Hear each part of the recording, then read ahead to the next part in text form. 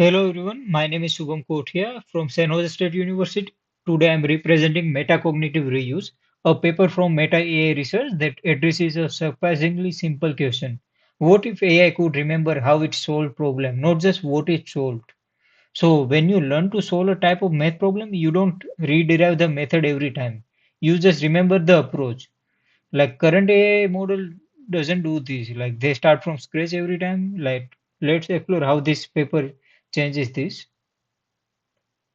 So here's the core problem. Like large language models suffer from reasoning amnesia. Like every time LLM encounters a similar problem, it rederives the same formula from scratch. A model uses 500 tokens, deriving a geometric series formula on Monday, then wastes another 500 tokens, deriving exact same formula on Tuesday. And this creates a three major issues like the token inflation, which means redundant derivation waste compute at massive scale.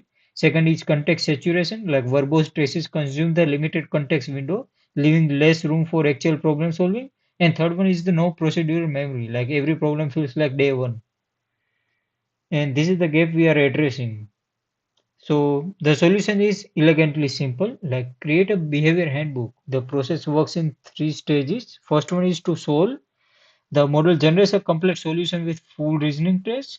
Second part is reflect. Like here's the key innovation. The model analyzes its own solution, asking like what reusable pattern did I use and what strategies could apply elsewhere. And this is the metacognition thinking about thinking. And third part is the extract, like which identified pattern becomes the name behavior stored in the handbook.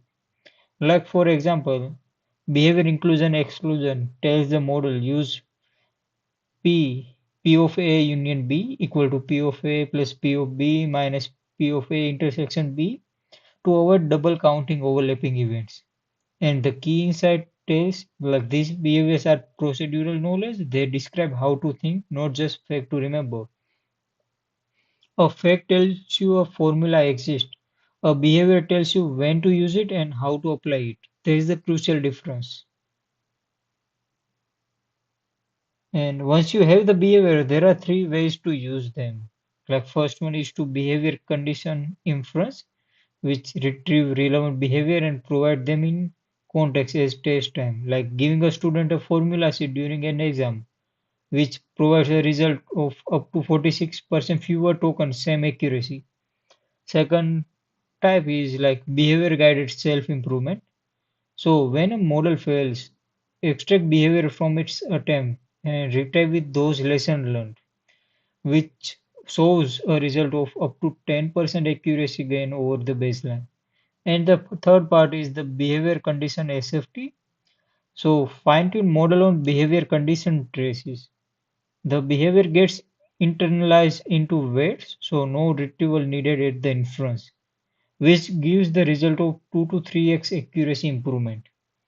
And each approach offers different trade-offs between ease of implementation and performance gains.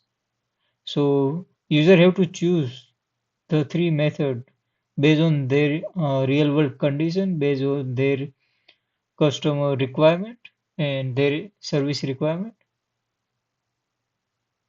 And you might ask like how it is different from RAG. Like traditional RAG retrieves declarative knowledge, facts, document definition. It answers what is true. And the behavior handbook retrieves the procedural knowledge, like strategies and reasoning patterns. It guides how to solve. So traditional RAG answers the what is true, while this behavior handbook guides how to solve. This is the key difference between RAG and behavior handbook. And RAG content is human curated from external sources, while behaviors are self-generated by the model from its own reasoning. And think of it this way, like RAG gives you a textbook with formulas, a behavior handbook gives you a tutor's problem-solving intuition, knowing when and how to apply those formulas. Both are useful, but for reasoning tasks, procedural knowledge is often more valuable than RAG.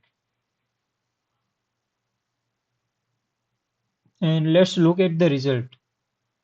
They're compelling, like behavior condition inference on math dataset, like R1 Llama 70 billion parameter model gives 46% fewer token while accuracy maintained, while Qwen 3 32 billion parameter model gives 40% few tokens usage and accuracy was maintained. So that's nearly half the compute cost for the same quality. And self-improvement on AIME24 like plus 10% accuracy over critic and revised baselines. But BCSFT results are the real headline, like Qwen 2.5 14 billion model improved the accuracy from 8% to 16%, which is a 2x. So it is a very great achievement. And Qwen 2.5 32 billion parameter model gives 20% to 35% accuracy, which is 1.75x accuracy improvement. And Qwen 3 14 billion parameter model improve the accuracy from 25 to 50%, which is 2x improvement. So these aren't incremental gains. Model are doubling their solve rates on competition level math problems. So this is a great achievement. And let me show you exactly how this works. Like the problem is two dice are thrown. What's the probability the product is multiple of 5? The system retrieves behavior total outcomes and behavior inclusion exclusion. What's the model's reasoning? Like total outcomes are 6 by 6 equal to 36. I think this behavior total outcomes like two scenario. First die equal to 5 or second die equal to 5. Wait, if I add this, I double count when both are 5. This sounds like behavior exclusion. See what happened. The model didn't spend 200 token rederiving why we subtract intersections. It recognized the pattern and applied it directly. So this is how human expert reason. We don't reprove exclusion every time. We recognize the situation and move on. So the model spends token on new reasoning, not redundant derivations. That's metacognitive efficiency. And the paper acknowledged several limitations like static retrieval. So behavior are fixed at start, no dynamic mid-reasoning retrieval yet. Scale questions like can this work with thousands of cross-domain behaviors? And third one is the domain focus, like experiments focus on math, code, science, and dialogue remain untested. But this point to exciting future direction, like which is the tool-based retrieval, means train model to query the handbook as an active tool during reasoning. And cross-domain library, like universal behavior handbook spanning math, code, and science. And behavior marketplace, like organizations sharing discover reasoning pattern with each other. The limitations are real, but the opportunities are significant in this case. And four key takeaways from this research paper would be like first one would be procedural memory. Like we can teach LLM how to think, not just what to conclude. This is the fundamental capability shift. Second is 46% token saving, like dramatic efficiency gains without sacrificing accuracy. So the real cost and environmental benefits at scale. And third one is self-generated. Like unlike reg, behavior come from the model's own reasoning through metacognitive reflection. And fourth one is 2 to 3x SFT gains. Like BCSFT doesn't incrementally improve models, it transforms their capabilities. The paper's core message is converting slow chains of thought into fast, reusable behaviors to enable LLMs that learn not just to solve problems, but to remember how they solved them earlier.